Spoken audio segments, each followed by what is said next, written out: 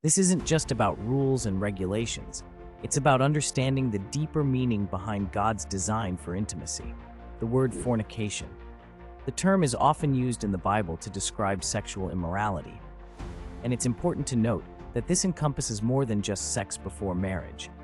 It includes any sexual activity that falls outside the boundaries set by God. In 1 Corinthians 6-18, Paul tells us to flee from sexual immorality. He goes on to explain that every other sin a person commits is outside the body, but the sexually immoral person sins against their own body. This isn't about shaming or guilt-tripping, it's about protecting something sacred. The Bible also speaks clearly about the sanctity of marriage. Hebrews 13:4 says, "Let marriage be held in honor among all, and let the marriage bed be undefiled, for God will judge the sexually immoral and adulterous." Marriage, in its purest form, is a covenant, a sacred promise not only between two people, but also with God.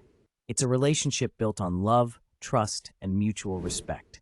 Sex outside of that covenant can bring emotional and spiritual consequences that ripple through our lives. But here's the good news. God's grace is abundant. If you've struggled with this area, know that you're not alone, and God's love is always there to guide you back to Him. 1 John 1-9 reminds us that if we confess our sins, He is faithful and just to forgive us our sins and to cleanse us from all unrighteousness. Embrace a life that honors God and the sacredness of His design for us.